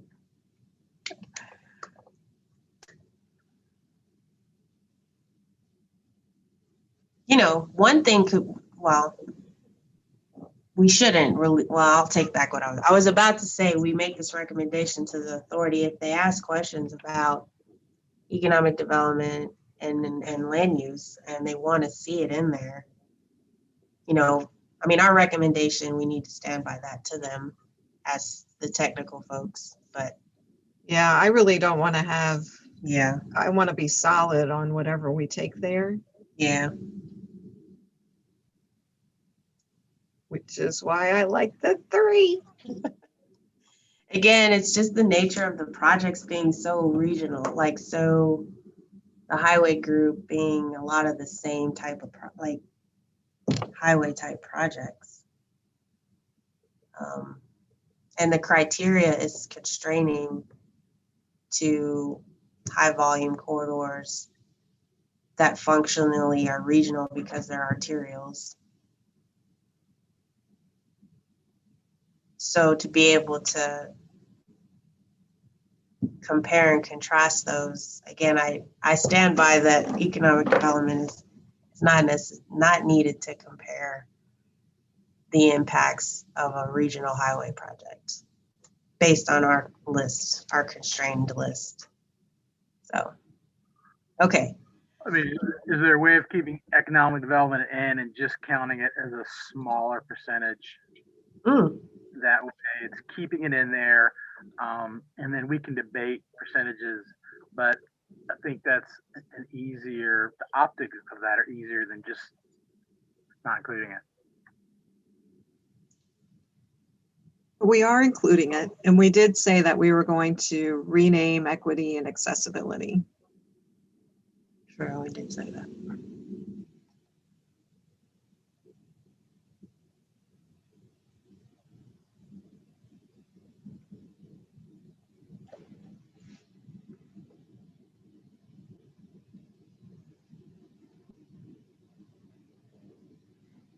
Silence.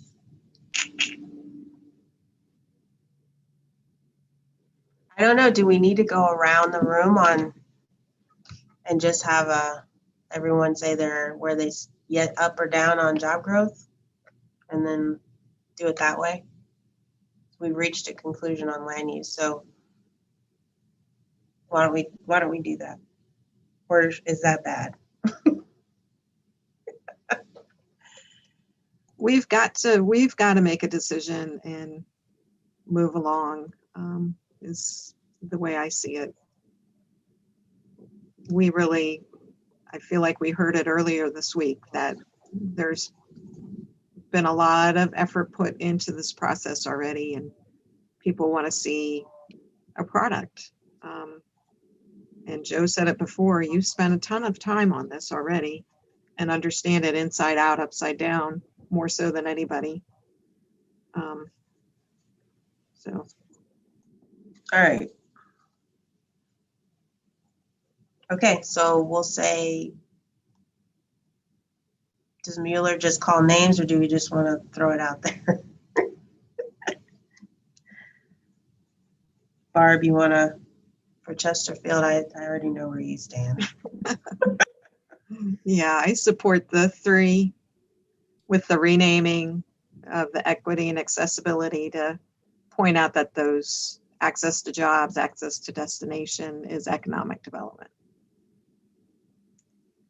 All right, ABC. Is anybody from Charles City on?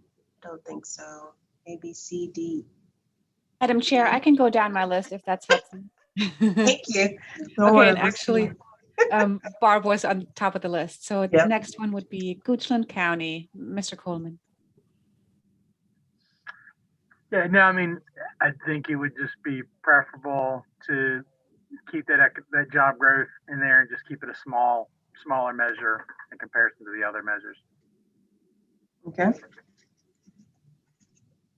Okay, next one is Hanover County. Joe?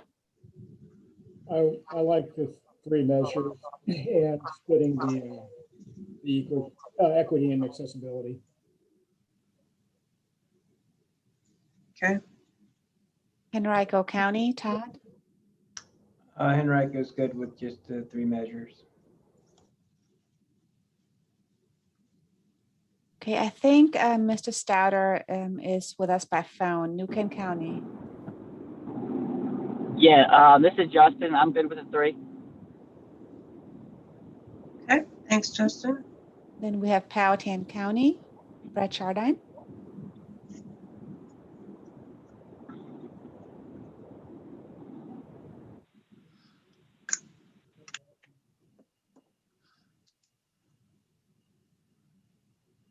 Hey, Brett, are you there? Still with us? Yeah, I don't know if he's still. All right, moving on. And then City of Richmond, Darona.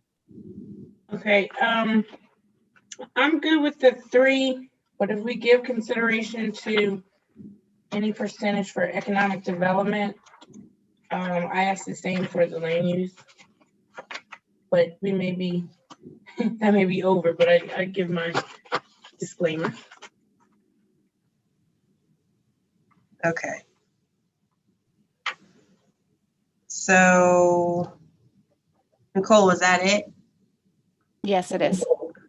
Okay, so what I heard was 3 measures. I had 1, 2, 3, 4, 5 for the 3 measures. And then we will regroup econ in with accessibility. And then I heard 1 to keep the job growth in and revisit the percentage. And if we did that, then it would have converted one of the other votes to. Okay, so consensus is we're moving forward with the 3 and repurposing or renaming, regrouping equity and accessibility / economic development. Woo! Okay. We have 15 minutes. I don't know that I can get through the rest of the agenda in 15 minutes, but I might be able to get through. We'll see how far I can get in 15 or where we could get in 15. So bridge rehabilitation and replacement projects. So had some discussions with VDOT. Shane helped us out there, as well as Kim Pryor, on state of good repair. So we kind of got up to speed on that. I wasn't familiar with the funding scenario there, but if we have, we're gonna piggyback off of state of good repair and use their scoring for bridge replacement and rehab projects. So basically, state of good repair funding is the main source of funding for bridge work, bridge rehab and replacement projects, and their eligibility is they do assessments to establish which bridges are structurally deficient. They have to be on the National Bridge Inventory. They do the needs assessment every other year.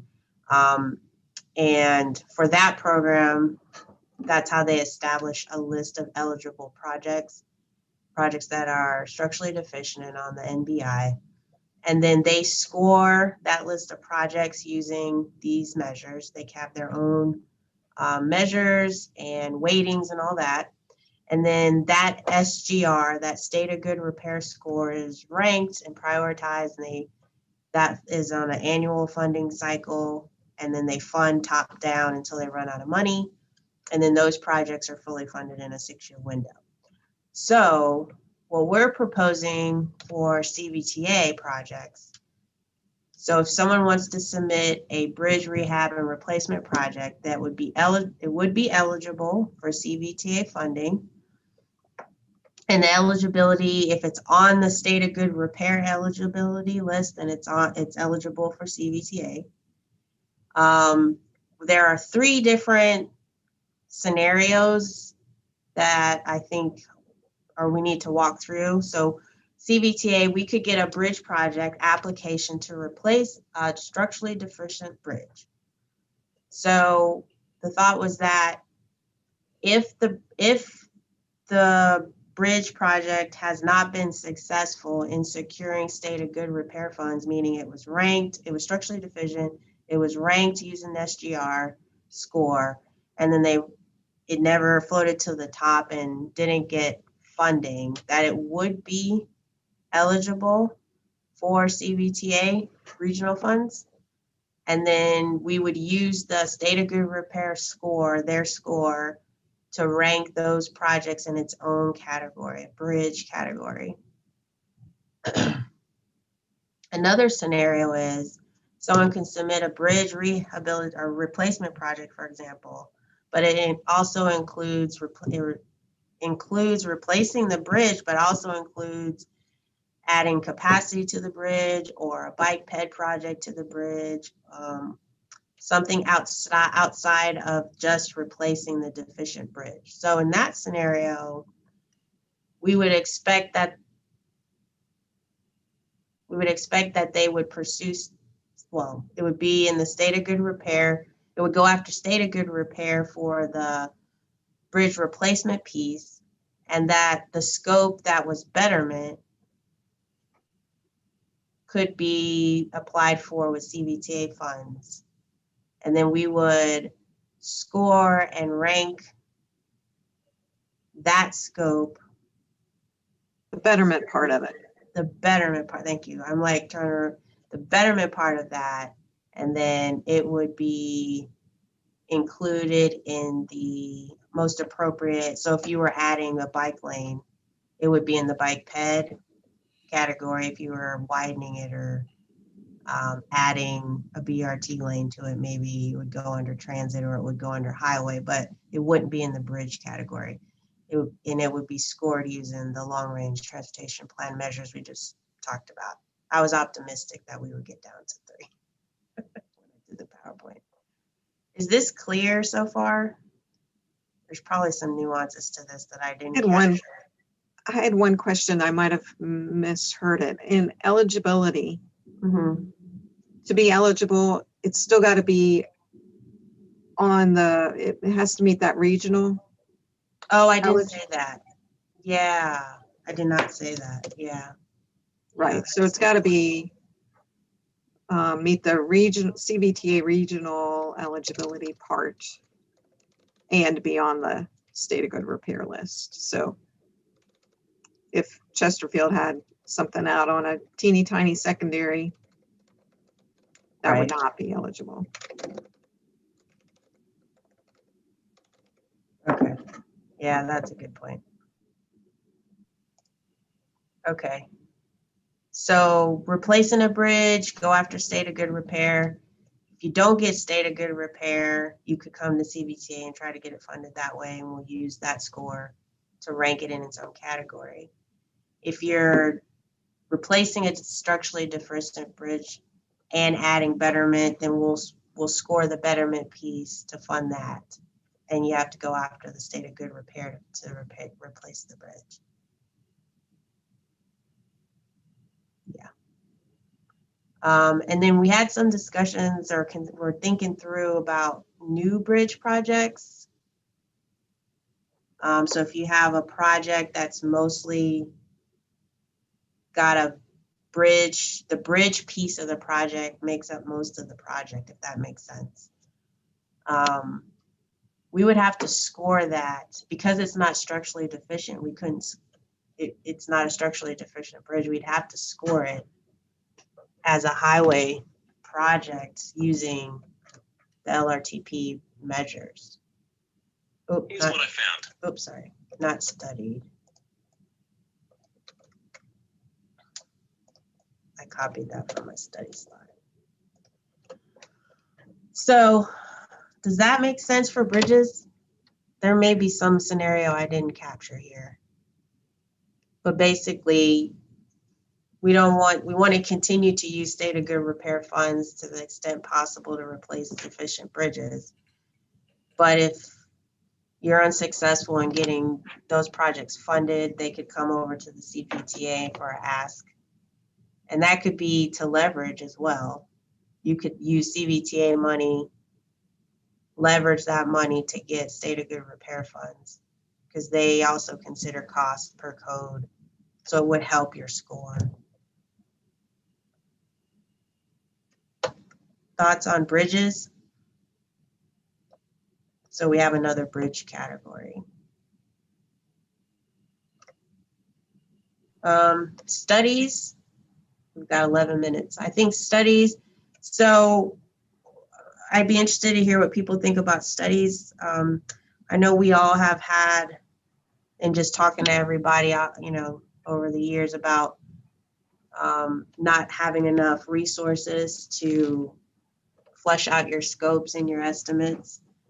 And that's continually a requirement now of a lot of the funding sources. So having funds to do that makes sense at a regional level. So what do people think about studies being eligible for CVTA funds as long as the study involves a regionally eligible facility per our criteria? We would score and rank them in a studies category. And I assume Sulab, when he was in Miles, when you were scoring, the long range plan, you probably had projects that didn't have complete scopes. So we'd have to figure out, I think it would be similar to that, or how would you score a study, but there's probably, we can flesh that out, maybe get with Miles and Sulab about that. And then we were thinking we would need to have some sort of cap or not to exceed. If we were to say 5% of the projected regional pot in the $3 million range for studies. And then a note here that, and TAC always makes the recommendation of what to fund. So TAC could say, well, we're going to give more favorable consideration to studies that have been requested through other studying funding programs that weren't selected. So if you tried, you know, if your study is more appropriate for STARS or some sort of technical grant from DRPT, if there are some other sources that make sense, we want to make sure that those sources are looked at before using CVTA funds. And then we don't want to fund activities that typical agencies have part of their work program. We don't want to fund those types of studies. But so basically, TAC could serve as a checkpoint. If someone submits a regional study, TAC can decide and as a group if it makes sense or not. There may be some regional studies that make sense to fund with CVTA. So we were saying that we should make those eligible. I'd be interested in the next few minutes to hear real quickly if people think about studies, if they're supportive of them coming out of the regional pot as long as they rise to the regional criteria we've set forth.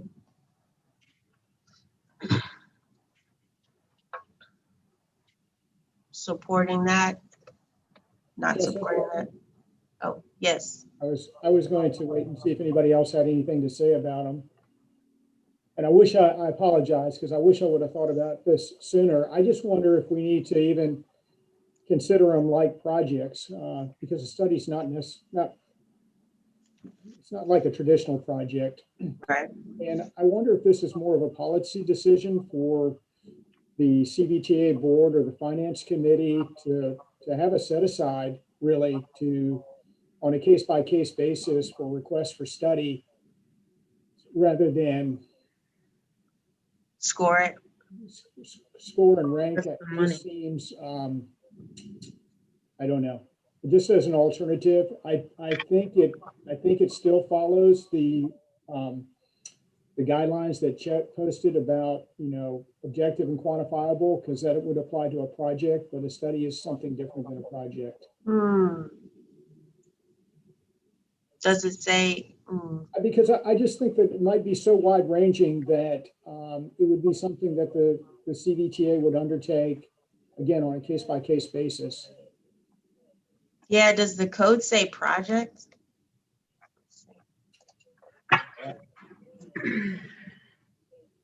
Yeah, benefits of projects relative to their cost. That's a little squishy, I guess. Is a study a project? Yeah, I guess that's a good question.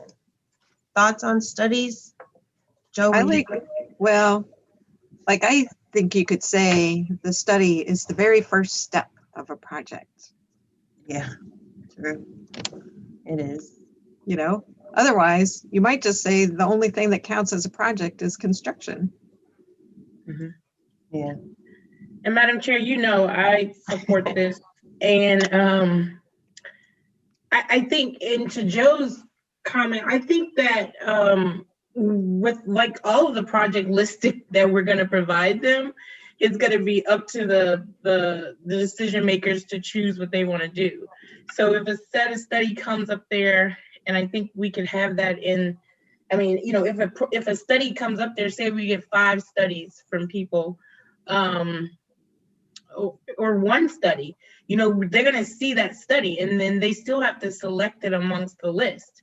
So if they're not trying to fund any study, then they just won't select it. But I think to it, I mean, we're developing things, kind of mechanisms so that we can look well into the future of what the needs of CVTA may be. And I mean, I can probably guarantee you that somewhere over the life of CVTA, a study is going to want to be, or even PE, early PE, to help advance some other funding source that a locality may have on a regional project may be necessary. So I think it's a very helpful tool. And I think we didn't get into it yet, but with the application limits, I mean, you're going to have to choose between if you want a project or a study, potentially. And so, that's just what I think. Madam Chair, real quickly. Yes, sir. So I'd like to retract my comment.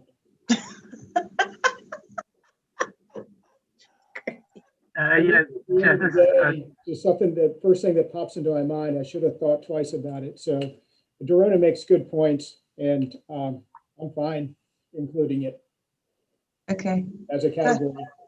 Okay. Go ahead, Tom. Yeah, sorry, Ajay. Yeah, I mean, I just think that really the regional pot should really focus on the quote unquote shovel ready projects. I just don't like the idea. We've just spent an amount of time ad nauseum talking about how we're going to measure benefit cost of projects, and now we're going to divert some money off the top for some soft costs. I think there's local money, there's the 50% pot, there's other ways, and in the future, if we want to add studies as priorities for the regional pot, there will be time to do that in the future. I just don't support it at this stage. Okay. Madam Chair, point for clarification. Is this what you have? Is that taking money off of the top, or is that saying that any applications that come in shouldn't exceed 5%, or shouldn't even be considered for funding if they exceed 5% of the regional funding? I didn't know we decided that it needs to come off top versus it just being on the project listing for the authority members to select them. That was my thought, was that it was on the back end. So you would submit a request for a study. It would go through the process, be ranked in its own category. TAC would recommend that it be funded or not. And then the total amount of studies to be funded couldn't be over a certain amount. Mm-hmm. So not a guarantee, Mm-hmm. but we don't want to overfund too many studies either. So did I answer? Yeah, so to Tom, yeah, it's not a off the top amount dedicated to studies that we're proposing. And it could be that the authority says, we've got enough to do with these other projects. We don't want to do a study. Yeah, and they just don't select any. It puts it in front of them to consider for funding, and they may not choose to fund it. Or they may choose to fund it. Okay. So Tom, you're still a no, not at this time with that point of clarification, right? Or no? Correct. Okay. Anybody else on studies? Madam Chair, this is Todd. Yes, Todd. So, yeah, I think we just need to, I guess, collectively agree at some point. It doesn't have to be today, on what defines a study. Is it the beginning of the engineering to get you through the NEPA process on a big regional project? So it's not all the way through PE. Is it to check the boxes to, do you have a real project, or is it something else? If it's to the first step towards a big regional project that the region has every intent of pursuing, then that's fine, and I think that's where this should be focused. Yeah, maybe we can add some more detail to this. Yeah, Madam Chair, I think even, yeah, so definitely defining would be probably good. So, Okay, you have study, PE, feasibility study. IMRs. Yeah, so maybe we have some kind of checklist where the applicant would have to identify the one that we're willing to even consider, and then two that they are seeking. Yeah, that's good. I like that, Todd. We can do that. We can add some more definition to what a study is. So, go ahead. I was gonna say, I think everybody kind of understands that. I think what we're just trying to do is to keep it from getting out of hand and doing all the different things that can come under the category of a study that have other funding sources and other approaches. So I think if we can get to that level of agreement, we can kind of work out the specifics later.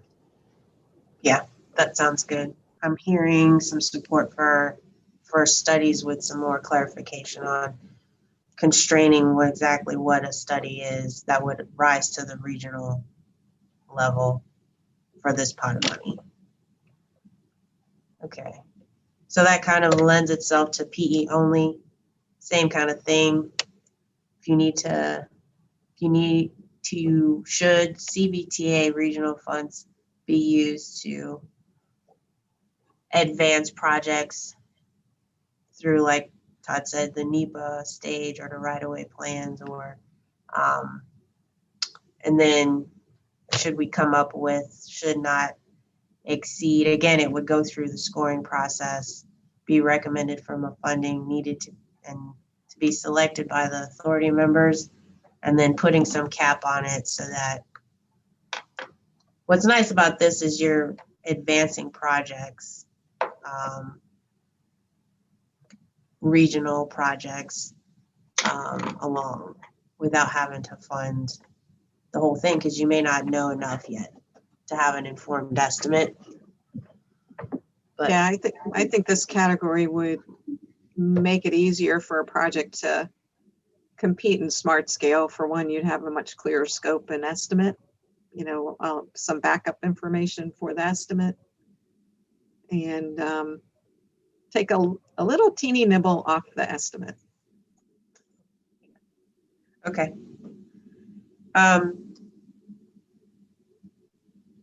Thoughts on PE only, kind of in the lines of somewhat related to the studies, same kind of thought process there, advancing regional priorities. Madam Chair. Yes, Todd? Yeah, I concur with that. I just think we need to probably further define kind of a lower limit to make sure we're again focusing on big regional needs, not smaller projects that can be funded through PE with other sources, including Cvta local. So I don't know exactly what that threshold is, but if you look at our list of illustrative projects, there's a pretty wide range, including some very expensive ones. So maybe we can focus a little bit more towards the median or above. Okay. Right, something like 20 million or greater. Oh yeah, okay. 20 million sounds reasonable. 20 million, if you do the math, is usually what a 60 to 80 million dollar plus project. So that covers a lot of our interchange type projects that are on there. Oh, so you're saying, I was saying 20 million total, but you're saying 20 million construction. Now I'm saying more than 20 million construction, but as far as the PE costs being for bigger projects. So if you do, and I don't know what the median cost estimate is on there, but if you're looking at a 40, 60, 80 million dollar total cost project, then your PE is going to be anywhere from 10 to 20 million potentially. What? PE is not going to be 20 million. 4 million. 4 million. I'm thinking even bigger projects. So I think I'm tracking with what you're saying. So you're saying 20 million total cost of the project, Barb? Yeah, that's what I was saying. So for PE, that would be 4 million. Yeah. Ish. We use 10 to 12%. Two. Yeah. You're paying a lot of fees over there. Yeah, we use bargain. Yeah. We go the bargain route over here. That range seems reasonable. Okay, so I need to do a little bit more. Just need to put some sort of, really, we only want to use them on bigger projects. We don't want to do a bunch of PE on smaller projects. Yeah, okay, let me work on that. Okay. Anything else, Pete? Only if you guys bear with me. I know we're 5 minutes over, but we're close. All right. The last apps. So, number of applications. Few considerations noted here. I think we go out annually with the Cvta regional pot, call for projects yearly. Because we don't know yet, like bonding and other things, we can roll out this process yearly, and then if it makes sense to try and transition it to every other year or something, that can be done in the future. What's nice about that is if we do it annually, you know, it can fit in with some of, I know a lot of us want to try to leverage funds, so we can work with the timeline of other funding sources. So. And then another thing to note is we have a lot of needs, multiple needs in multiple project categories. We have now 7 project categories. So knowing that, here are some of our funding sources or some other data points to consider. So Smart Scale uses 200,000 in population as a breakpoint for, on the smaller side, 10 for the larger population locations with localities with the higher population. Sorry, and then CMAQ and RSTP uses the $100,000 population breakpoint with 10 and 3 number of apps. And then I threw out the weighting because I was going down a path of, well, maybe we do the weighted votes times some number of applications. So I'm kind of at the 10 and 4, but I'd be interested in hearing what y'all think about apps, number of apps.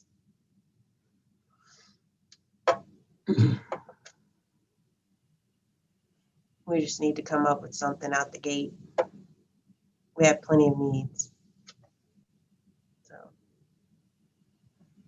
I like a number times the weighted votes. Factor the weighted votes. So if we did, the only thing is, yeah, like if we did 2 times the weighted votes, then Ashland, Charles City would get 2. Goochland 4, that actually might line up. I mean, the 3 biggest ones would get at most, the highest would be 8, the lowest would be 2 for Ashland and Charles City. So I guess we would need to hear from you guys if we did this by 2. Joe, you would be good with 6. Goochland, would you be good with 4? Tom, you know, Henrico, good with 8, etc. The city, or something more along these lines. So, Madam Chair, yes, Todd. don't forget, we also have to consider the non-voting members, such as GRTC and Port of Virginia. Yes. Thank you. So, I will give them 1. what'd you say, Joe? Give them 1. Second. And I had a question about that. I was just looking at the code when it came to that. And I want to say, I thought I read something where it talked about I don't know, it had something about like the jurisdictions that they're, the locale, you know, the jurisdictions that collect the actual citizens' revenue. But I gotta find it. And I was like, I wonder, does that restrict then the non-voting members' ability to submit projects? It made me ask that question, and then we. Yeah, I don't know. I have no idea. Non-voting members, do they get to submit projects? Does anyone know that answer? And we maybe can get Chet to ask Eric to. Yeah. I just swear I read. I gotta find where it said. I think Chet dropped off, but I can follow up with him. It's a good question. So we have 2 times the votes, and we have 10 or 4 on the table. 10 and 4.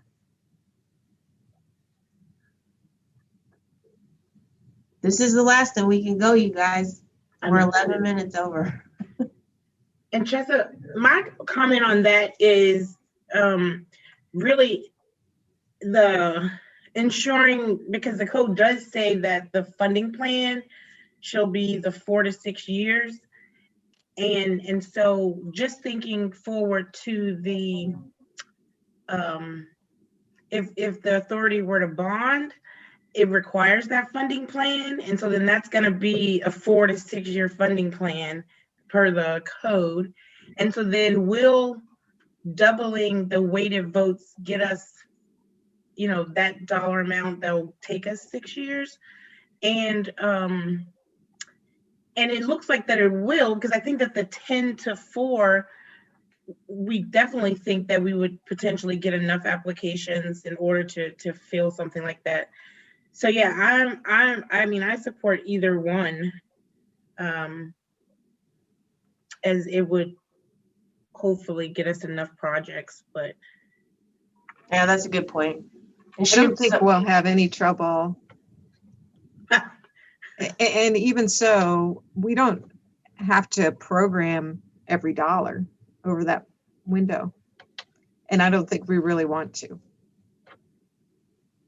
You know, if we're going to accept applications every year, I don't want to build the program the same way that we've got with Smart Scale, that the next year's applications can't start until year 5 or 6. Yeah. No, I completely, we talked about that as well. And then I have highlighted, the code says the funding plan shall provide for the expenditures of funds for transportation purposes over a 4 to 6 year period. And so, and it says, and so again, I guess you're saying the funding plan shall provide for the expenditure of funds. So that's saying spending the money for 4 to 6. So, well, you can only spend the money in the year you're in anyway. Okay. The other money is just a projection. Yeah, you know? No, I agree. So I think it's just written funny.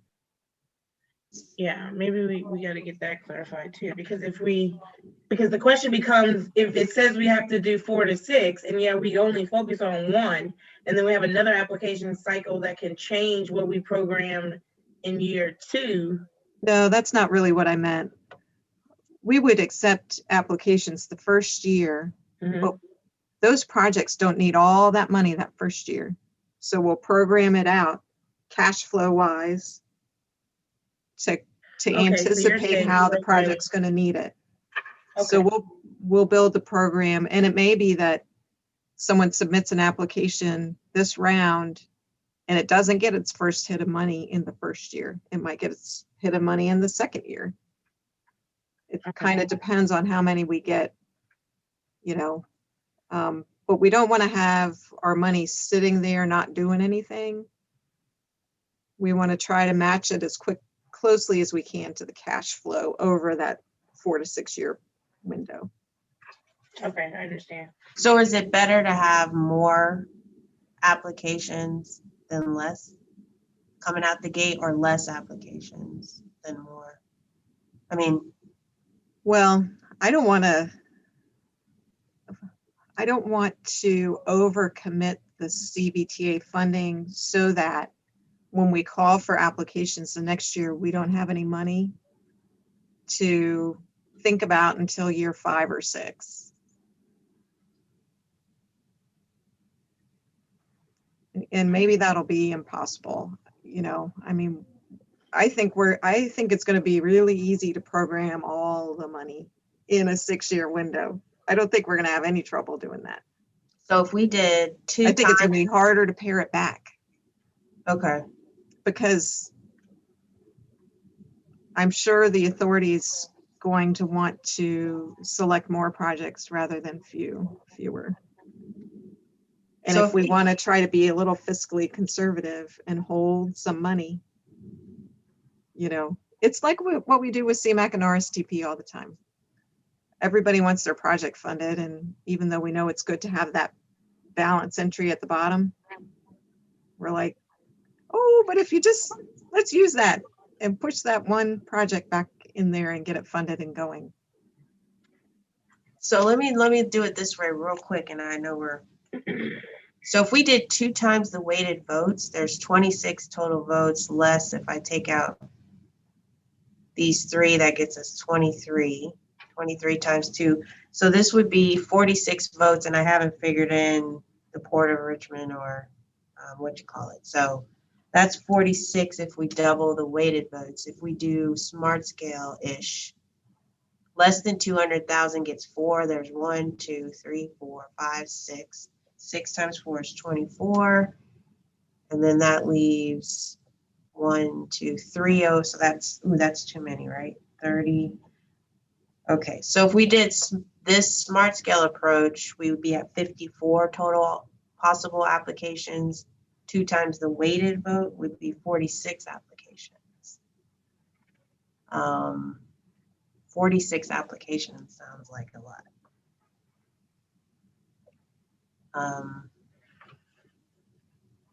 CMAC would be, We don't have to, it's not saying we're going to fund 46. I know, submit. I know. I mean, they got to score them. We got to submit them. It's application caps always seem to get people's attention. Do we need to cap it, right? We got to cap it. Definitely need to cap it.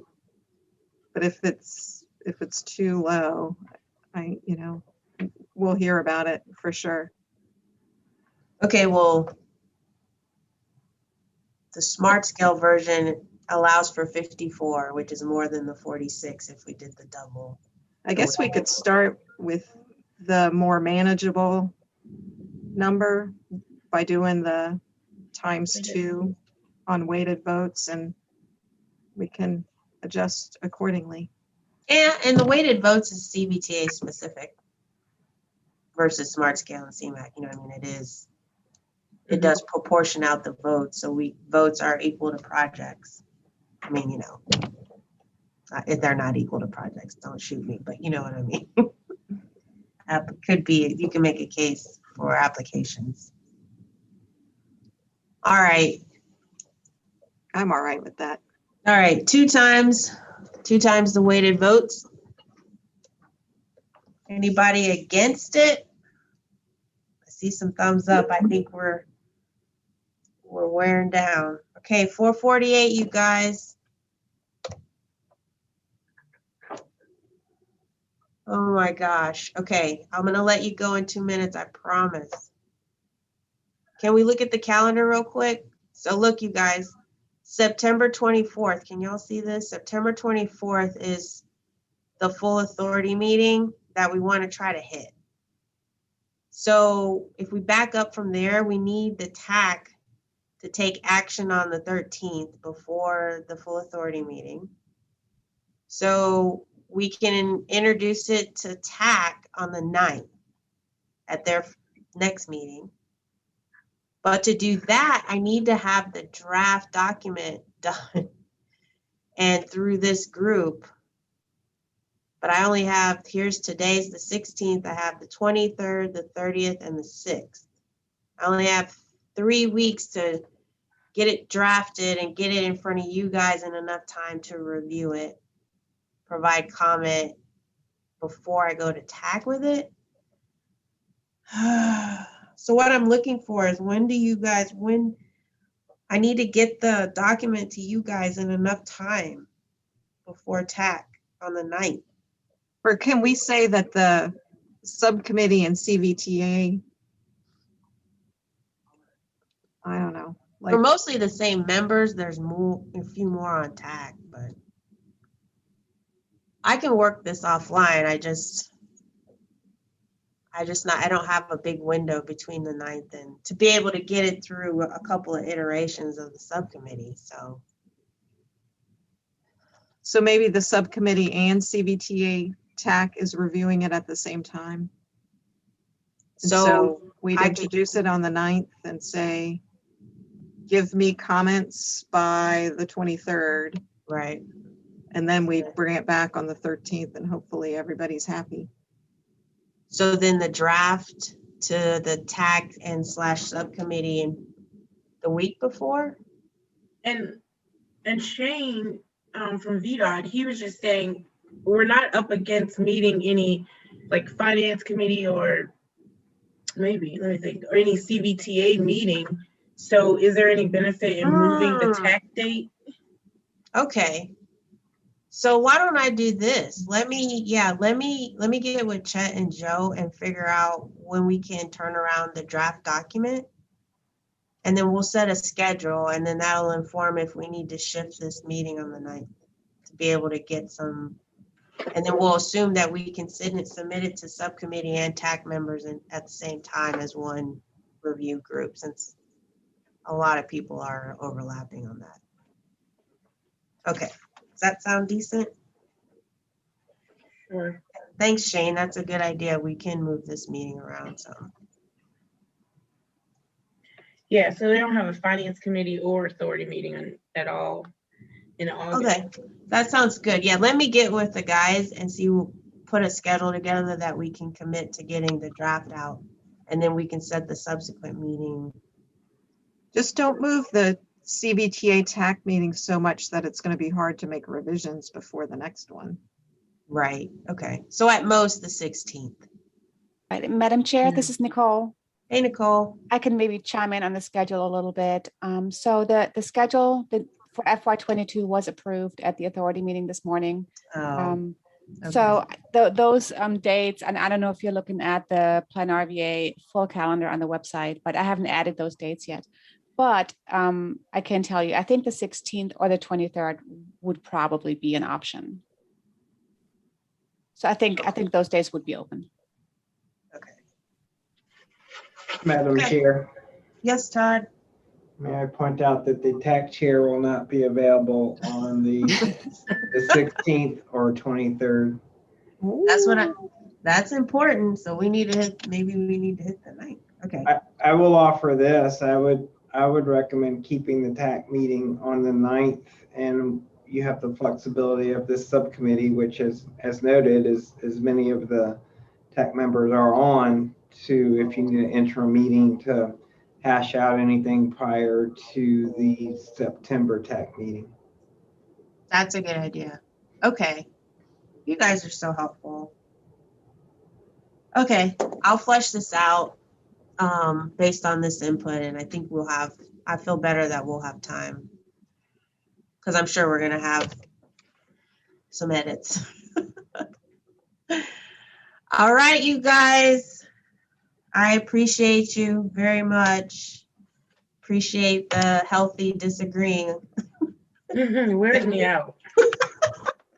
But then agreeing. We're all in this together. We get questions. Okay. All right. You guys are awesome and have a good weekend. And thanks again. Bye. Bye. Yes, Thanks.